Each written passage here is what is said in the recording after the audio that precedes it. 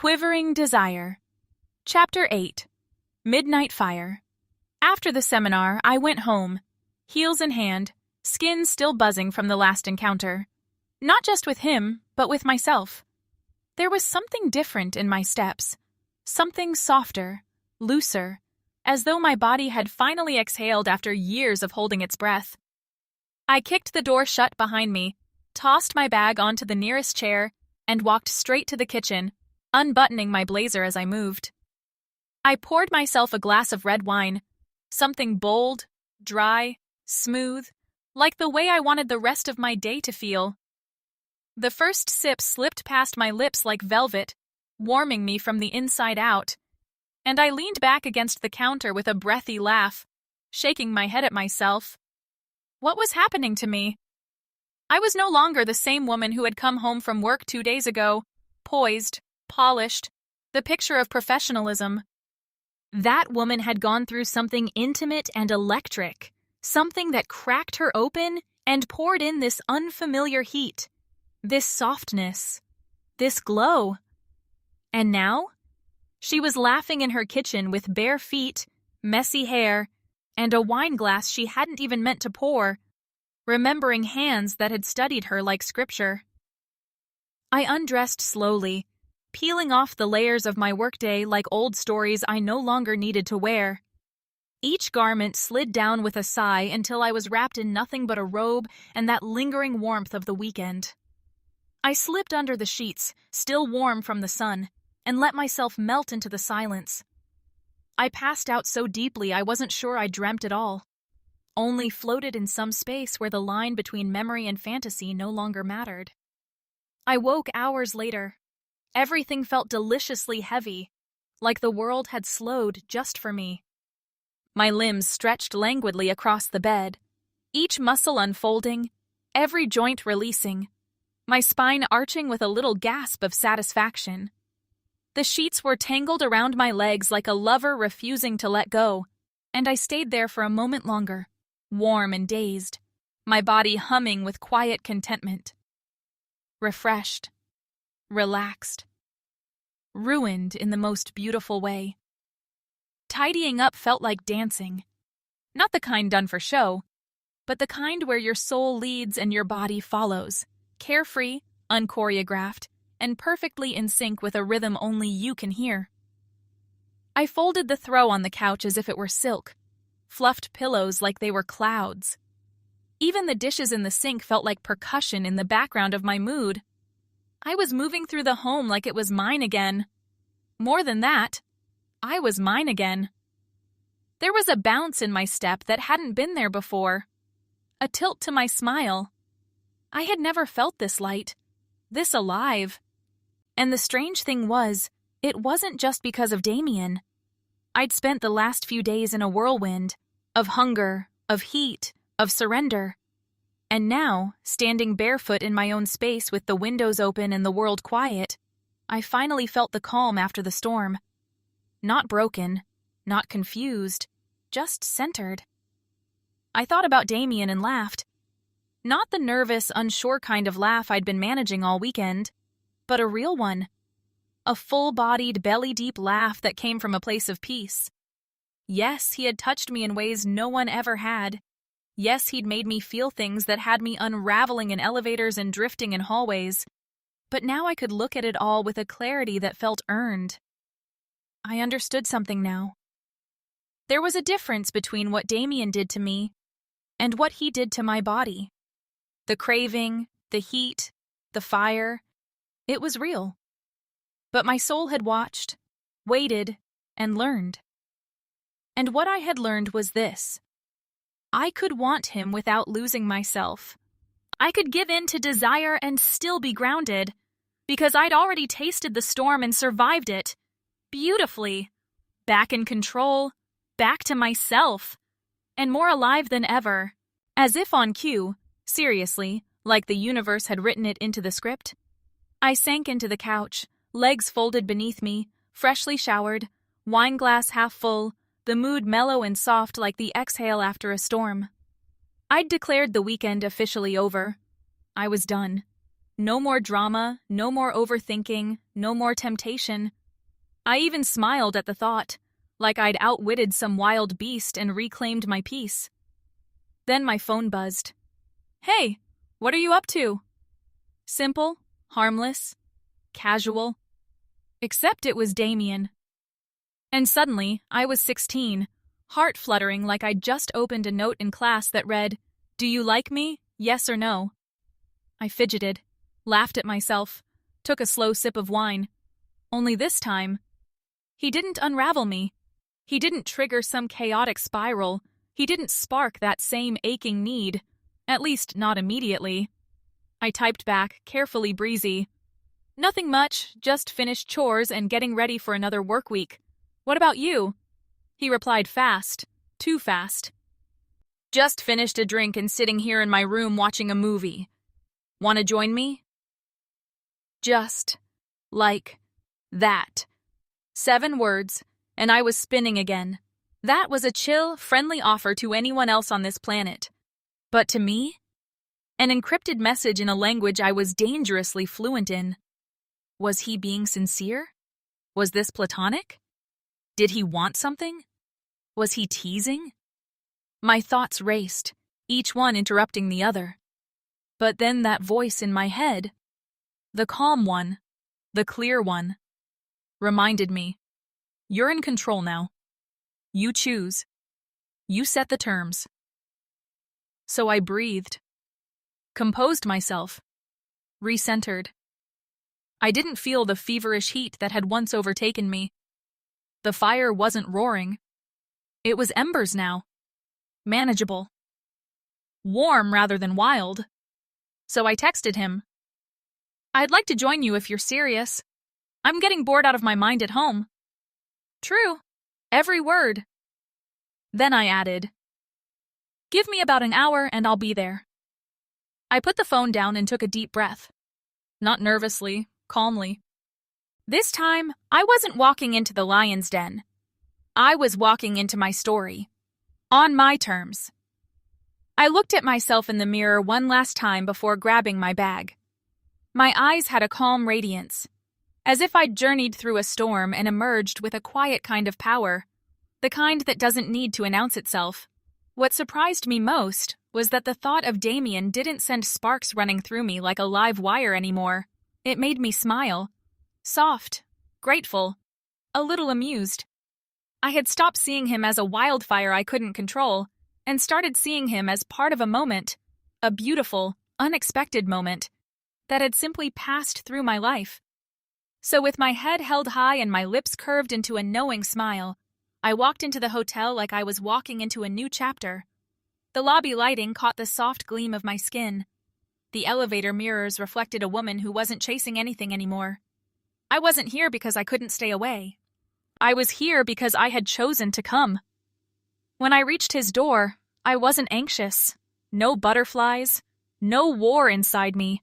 Just presence, just peace. I knocked once. Silence. Twice. Louder. Still nothing. A flicker of irritation. Was this one of his games? But then, through the muted hum of the hallway, his deep voice slid through the door like silk. "Come in." 2 words. That's all it took. And everything I thought I had recovered. My control, my calm, the neat little box I'd shoved my emotions into, dissolved like smoke. I opened the door and stepped into something that didn't feel like his hotel room anymore. The lights were off. Only candles lit the space. Soft golden flames dancing gently, swaying to some rhythm I couldn't hear but definitely felt. And the scent. Warm, woody, a hint of spice. It wrapped around me like slow-burning fog, seductive and welcoming, blurring the lines between this world and something far more primal. I couldn't see him at first. I kept walking in, cautiously calling his name. Part nerves, part curiosity, part a hunger I hadn't come here to feed, but now couldn't ignore. Then he emerged, standing there, tall and still, like a statue carved out of shadow and flame. The candlelight caught the lines of him, golden and unhidden, and he wasn't moving. He was watching, letting me take him in. He didn't need to say a word. His body was speaking for him. Every inhale, every inch of him told me what he wanted. And this time, it wasn't just desire tangled up in chaos. It was an invitation. It was clarity. It was him wanting me, not needing me, not reacting to a moment, choosing me, all of me. And it wrecked me. I had wanted him before, in flashes, in fantasies, in the quiet moments when desire stirred beneath the surface like a secret. But this wasn't a flicker. This was a blaze. And what undid me wasn't just my wanting. It was his. Raw, honest, unhidden. He didn't play coy, didn't pretend he wasn't standing there needing me just as much. Maybe more. It hit me like a wave. And everything I thought I needed to protect? Gone. Melted. There was no space left for fear. Only heat. Only him. "Don't move," I said softly. It wasn't a request. His jaw twitched, but he nodded once. And then I started to undress, slowly, deliberately, one piece at a time, letting the fabric fall like confessions between us. His eyes followed every motion, but his body stayed still, just barely. Each piece I shed felt like shedding more than just clothes. It felt like shedding caution, control, or maybe claiming it. The way he watched me made me feel like every inch of exposed skin was something he'd been waiting to see, not just to desire, but to know. When I finally stood bare before him, I took a beat. Let him look. Let him ache. Then I moved closer. Every step a pull on the tension stretched between us. His hands clenched at his sides. His eyes burned. But he didn't touch me. Didn't move. He waited. And when I finally reached him, when I pressed myself into him, skin to skin, heat to heat, he let out a sound so low, so raw, it went straight through me. We had talked about watching a movie, something casual, forgettable, background noise to pretend the air between us wasn't crackling. But the second his eyes lingered a moment too long, the script changed. We weren't watching anything. We were the movie. What followed was unlike anything that had come before. This wasn't the urgency of Friday night, or the tender reverence of Saturday morning. This was something else entirely, a reckoning. An exchange of power and surrender that shifted back and forth between us like a tide. At times I led. At times he did. But at every moment, we were together in it. Fully present, fully honest, holding nothing back. He gave himself to me in a way that felt like trust, like an offering. And I gave myself back the same way. Every touch was deliberate. Every breath was shared. Every moment felt like it had been building toward this. Not just over the course of a weekend, but maybe longer. As if two people can spend their whole lives becoming the versions of themselves that are finally ready for something real. He moved with me like he already knew me. Every response, every shiver, every sound I made. And I knew him just as well by now. The way his breath changed, the way his hands told a different story from his voice.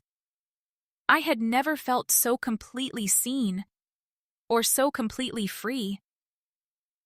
When we finally stilled, breathless, spent, tangled in each other in the ruins of a night neither of us had planned, there was a moment of pure, suspended quiet. And in that quiet, I felt something bloom in my chest that I hadn't expected. Not just satisfaction, not just desire, something that felt dangerously close to love. We lay there, a tangled mess of limbs and sheets, wrapped around each other like vines too entwined to separate. The only sounds were our breaths, slow, uneven, but gradually sinking, like our hearts were learning to speak the same rhythm. His chest rose and fell beneath my cheek, warm and solid, like a grounding force after a storm. I traced small circles on his skin with my fingertip, mind half-dazed, body still humming with aftershocks. There was no rush, no need to speak. We had said everything in the way we moved, in the way we touched, in the way we surrendered. He kissed the top of my head, not with urgency, but with something softer, something tender and real. I felt his fingers graze along my spine, lazy and reverent, as if he was still exploring but with no destination in mind, just pleasure in presence. The candles still flickered in the corners of the room, shadows dancing across the walls. Time had paused for us, or maybe it had melted entirely. I had no idea what hour it was. I didn't care. He whispered something. I didn't even catch the words, but it made me smile. Whatever it was laced in affection. Maybe awe, maybe disbelief. I kissed his jaw, his neck, then tucked myself into him again, breathing him in, memorizing the exact weight of this moment. My body felt like silk and flame all at once. And my mind? For the first time in forever, it was quiet. I didn't know what would come next. But right then, tangled up in him, in this hush of shared euphoria, I didn't need to know. His breath was steady now, slower, deeper, almost like waves lapping against a shore. I let my eyes flutter closed, listening to the rise and fall of his chest, that soft rhythm becoming my lullaby. My fingers were still loosely intertwined with his, neither of us willing to let go, even in rest. He shifted slightly, not to move away, but just enough to pull me closer, as if sleep would only come if he felt every inch of me against him, and I didn't resist. I couldn't. I fit perfectly in that space, his arms around me, the warmth between us, the softness of the sheets cradling our bodies like a secret we didn't want the world to know yet. He pressed one last kiss into my hair. Not out of passion this time, but something more profound. A gentle surrender. A silent thank you. And then, in the hush of flickering candlelight and cooling skin, we drifted. 2 heartbeats, 1 quiet night, and a sleep so complete, so safe, it felt like a home we'd both forgotten we needed in of Chapter 8. If you're enjoying the story, this is the tamed version. If you want the full, unedited, Quivering Desire, every heat, every detail, every moment we had to leave out to keep it clean for this platform, grab your physical copy and enjoy the uninhibited version.